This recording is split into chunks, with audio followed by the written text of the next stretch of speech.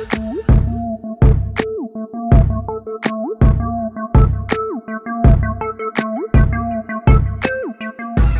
as you see by the title, Kendra G is suing YouTubers, baby, over fair use and it's backfire plus more. So I want to get into this, and I'm definitely want to get into the video that sparked all of this, because I think this is very important, and I think Kendra is doing herself a injustice for doing this type of thing. I'm not sure if she's familiar with fair use and how YouTube, the policies work and all of that, but she's definitely finding out. And, you know, and I'm going to give my thoughts on it, because I do understand kind of how people feel about their content, but you got to understand the rules as well. If you're going to post content or do anything on YouTube, there are rules that are put in place that we all have to follow. But I don't think she, you know, maybe she was under the impression of something else. But anyway, I thought this was interesting. I want to give my 2 cents on it, of course. Let's get into it. Here we go. Just got out of virtual court, MABW team. It was a long one, 3 hours. Y'all know if I made this video, y'all know we won, right? Y'all know if MABW is making a video, y'all know that we won, right? To the MABW team, it's been a long time coming for her, okay? Let's get ready to get into this, and let me talk about what was going on for the past damn near a month, possibly a month and a half. About a month ago, a little over a month ago, your boy MABW, I got hit with a restraining order from Kendra Sleaze, and that restraining order pretty much came after your boy MABW won his counter notification that my DMCA claim, okay? 10 videos. Not a restraining order. That's the part that got me. A restraining order? Really? Over YouTube videos? Reactions? A restraining order. Let's continue. Videos put back up, 2 strikes were removed. Once that happened, about a week later, possibly 2 weeks later, I got hit with a restraining order from Kendra Sleaze. Now, your boy MABW, I've only been to California one time. When I went to Cali, that was back in about 2006, 2005. So that should tell y'all right there how long it's been since your boy MABW has been to Cali. And I don't even care about going back. I've told y'all before, Cali is not an interest of mine. And if I want to be on some beaches and in the sunshine, I'll just take my ass to Jamaica. Y'all know how your boy MABW do. But your boy got hit with a restraining order. As of today, all of the shit that she tried to throw up a Hail Mary with me on was dismissed, okay? Now, this lady pretty much tried to throw up a Hail Mary and thought that the shit was gonna work. She pretty much tried to use the restraining order to let YouTube know, because if she would have won today, she would have sent this paperwork over to YouTube and say, I won the stalking. She said I was stalking her. She said I was cyberbullying her and harassing her. She said she had to get a bodyguard because she didn't know what my followers looked like. And she stated also that when I went on my platform on September 6th, I believe, that when I went live, she stated that I told my audience to go blow her up. When I was pretty much stating to my audience, blow her up, as far as like go blow her spot up. Her and her goofy ass attorney, they literally took it as me saying, go take this device, put it by her household, and blow her up. Now, some people saying he should counter that with a defamation lawsuit because she lied. According to what he's saying she lied. He could go back and sue her for defamation for saying that he stalked her and did all these things that he didn't do. This made me look at Kendra in a totally different way. Like, I already kind of like, you know, I'm like, I already give her some, honestly, because I'm like, look, she's who she is. And I don't know the lady personally, so I can't go in too much. But I'm just like, you know, her channel and her content, that's one thing, but her as an individual, that would be totally separate, because I don't know her and I don't judge people off of, you know what I mean? I look at you differently. So I'm like, your work is one thing, you were separate from that, but Jesus, to sit up here and lie, like, I don't think, instead of somebody stalking you and doing all of this cyber bullying and all of that, like, oh my God, that's crazy.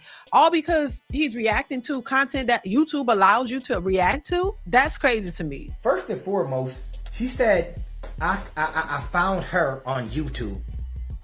Isn't that how everybody fucking finds you? So yes. Anybody finds you on YouTube, that means they're stalking you. No. She said, I consistently, from October 2024 to the present, I've been bullying her. Oh. Cyber stalking and releasing videos publicly. Like, I've been going to her household, looking in the window, recording her, taking her laptop and putting videos out of her. Damn. That's how clueless she is about how YouTube works and how fair use works. Now, let's stop it right there. To the people out there, has she been hosting her show thus far and still making it seem like she's doing totally fine? She stated on this paperwork that I took away opportunities from her. To the people out there, has she still been going on shows, talk shows, and had any opportunity seem like it's been taken away from her? From what y'all have seen, she stated that MABW says I'm doing commentary, reaction videos, that I'm taking away opportunities from her, which is a damn lie. She said I'm not mentally stable to host my show. Every time I post a video, he harasses me. I don't harass you. Every time you post a video, I do a reaction video. Because if you don't know how YouTube works, everybody, the early bird gets the worm. So anybody that knows how YouTube works and they're pretty much making money off of this, you know that you get to the video first, you put it out, hopefully people see your video first, voila. Yep. That's how it works. It's called capitalism, kind of, if you want to think about it just a little bit. I'm capitalizing off getting to the video first. Don't be scared to challenge people. Yeah. People, she spent over 10 bands to take me to court. I spent a couple of bands too to fight it, but it was worth it. It was worth it. Okay?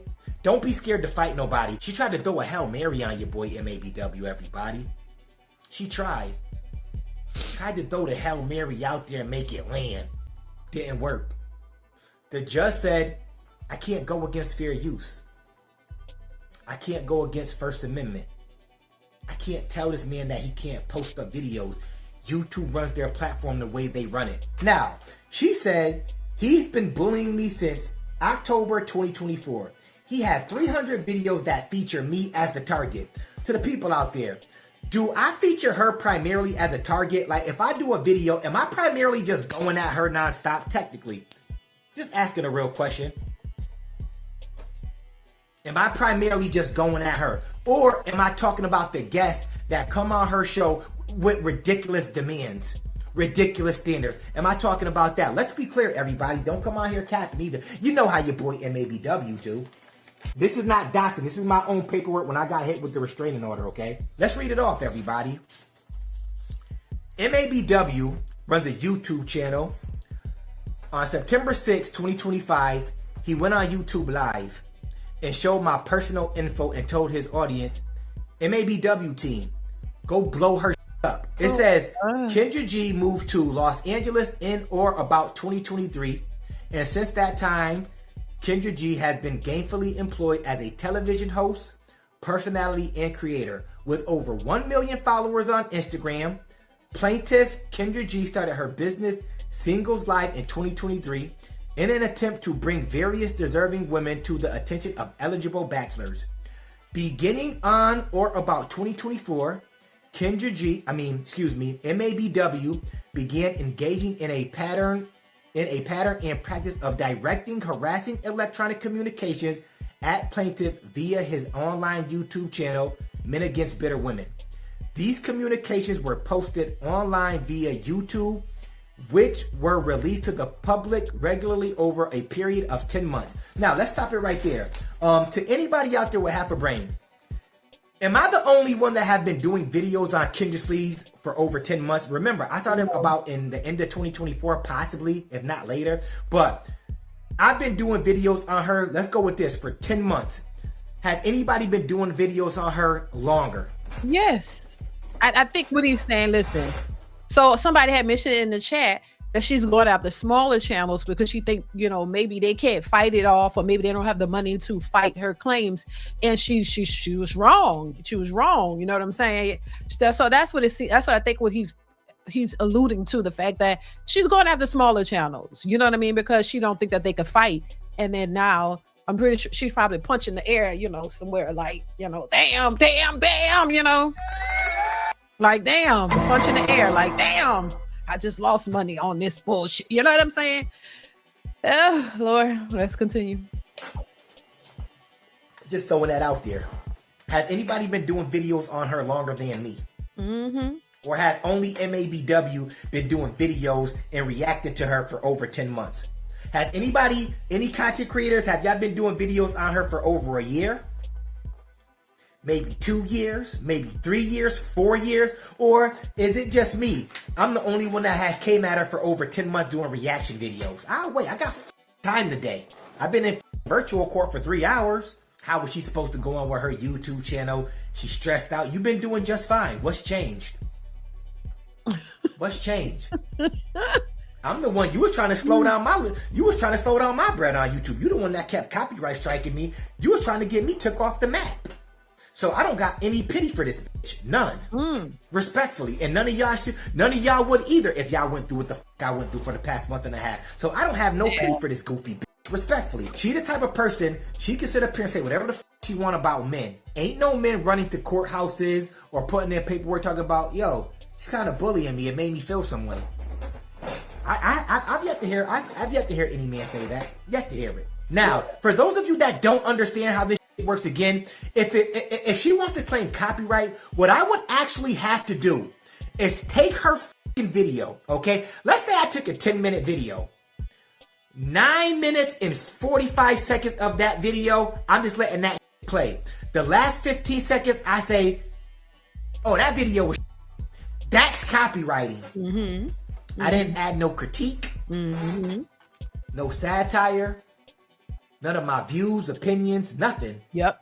Then I can understand. I be like, yo, I deserve that copyright strike. But she knew, and her attorney, I believe, knew, especially her attorney, that's f***ed up, by the way, but I believe her attorney knew that she was walking into a battle that she wasn't going to win. That's on her. She's walking into a battle that she wasn't going to win. Let's keep reading. It says, these posts include over 300 videos which prominently feature plaintiff Kendra G in video clips and lives taken from her YouTube channel, alongside MABW, who has been engaging in cyberbullying, cyber stalking as set forth herein below, okay? Shaming her, mocking her on a daily or daily basis, causing her extreme emotional distress, including fear and anxiety. Now, Divine Photo said we critique the delusional women. Exactly. They're talking. Most of the reactions are on the women and them and they 5 baby daddies. I mean, unless Kendra got 5 baby daddies somewhere that she had told us about, and she's being triggered. And I don't think she has that. So why but once again, too, I think it's part of the women who are on there. They don't like the critiques as well. But that's what comes with it. When you decide to go on somebody's platform live on social, that's what's going to happen, boo-boo. I don't understand how y'all could. You're not afraid to put your business out there, but then you worried about people responding to what you put out there. They don't be afraid to say what they're doing. Like oversharing, in my opinion, putting too much of your business. That ain't really none of our business. But when you put it on social media, you make it everybody's business, because now random people all over the world can chime in on what you just posted. Like, so if you're that worried about it, why go on there and do it? That is not something that you have to do. Go try to find a man the normal way. Let's continue. As recently as September 12th, 2025, the defendant, who is me, published false and misleading information about plaintiff on YouTube, including but not limited to the following: calling plaintiff Kendra G, and y'all can correct me, tell me if she's none of this, okay? They said that MABW called Kendra G Kendra Sleaze. He called her a scammer. He called her evil. Called her a liar. He called her show a clown show. He called Kendra G a dumb bitch. He called her blasphemous. Called her dishonest. Dang. Called her manipulative. Claiming plaintiff Kendra G is bullying and harassing. Oh, hold up. Claiming plaintiff is dishonest and manipulative. And calling them bops. That's what we say on the MABW channel, which is a term for a promiscuous woman, referring to plaintiff Kendra G and her female guests as toxic, referring to them as birds, pigeons, which is a derogatory term for a woman, the way they look. And he also claims that Kendra G is not here to help you, she's not your friend, and willingly wants men to get hurt. When I say, and on top of that, when I say that, I be saying that for these women that try to move quick. to the people out there, everything I just read off to you. She's none of that. On the record, she's none of that, everybody. Defendant also made direct and indirect threats aimed at Kendra G, which were meant to intimidate and instill fear. For example, MABW made menacing statements about plaintiff Kendra G by saying that she's losing sleep, that he knows she's losing sleep, which implies he is aware that his conduct is having the intended effect and that he is going all the way in on her. So when I say I'm about to go in on her, that means that he knows that his content is installing fear in her, causing her to lose sleep. That's not what that meant, Kendra Sleeves. When I said that, I said that as far as meaning you can tell that you're pretty much getting tired of these bops that go on your platform as well. And you're losing sleep over it because you're fighting a battle that you know you're not going to win. And I'm going to keep doing what I'm doing. I said it more as in you're losing sleep knowing that you're not going to win this battle. That's what I mean when I say that. They take her and her goofy ass lawyer, respectfully, they take everything out of context. Everything out of context. That could have been done. That could have been done on purpose, just to try to make it more salacious so that she could possibly, win her case by putting all of that in there. I think they kind of knew what it meant, but when you go on to sue, you want to make it look worse than what it actually is. I think they were just saying it to make it look worse or whatever. And I do agree that maybe her lawyer knew what she was walking into and just did it anyway. I don't know. But listen, ultimately, I'm gonna leave it here with this. He won his case. The judge dismissed it. Said that the judge said that they couldn't go against fair use. So his channel is not affected. His videos are up. He can still react to those videos if he wants to. Kendra G made a video stating that the videos that are coming from her app, where she put copyright on it, that those videos people can't use because those were the videos that he was doing. And I just saw O'Shea react to one of those so-called the copywritten video as well. There are people you can still react to those videos if you want to. Those, when you make a video, like when I make a video where I'm just talking and that is my copyright. When I make the video, that's my content, is my copyright. So what I don't think Kendra understood was that fair use protects against copywritten content. It's for copywritten content. It's for content that is copywritten by somebody else. It's the reason why we put the fair use statement in our videos. And I don't know if she does it or not, but when you put probably not, because she doesn't doesn't seem to react to other people's content for the most part. That's why that is there, the copyright statement and fair use statement, because it says that it's protected against copywritten content. That's what it's for. It's for content that is copywritten. So even if you take your videos, and this is what I kind of knew, but she was saying that wasn't the case, and somebody told her, but she didn't believe it. And so if you take your video from your app or from somewhere else, but then when you place it on YouTube, now it's considered fair use because it's on the YouTube platform.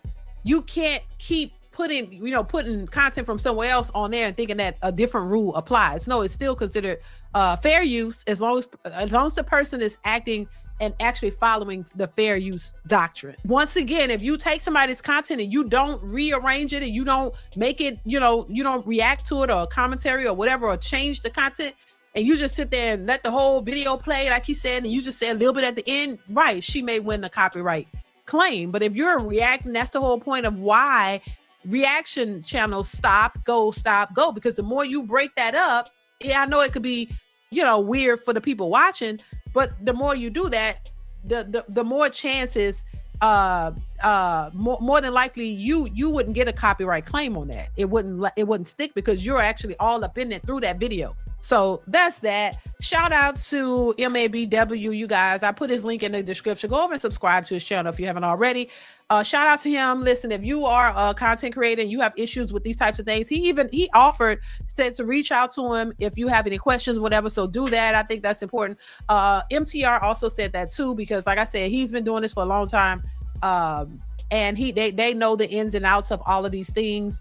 and how this works and how you can fight these claims. You don't just have to sit back and just accept it. You can actually fight it, depending on what it is and what's the whole, how you're, what the video is and how you react to the video and all of that. Because you just can't sit back and just react to have somebody video up there and just say fair use and you don't do anything else. No, you have to transform it has to be transformative. That's what it tells you. So as long as you're doing that, you're within the fair use protection. But if not, then that's a whole different story.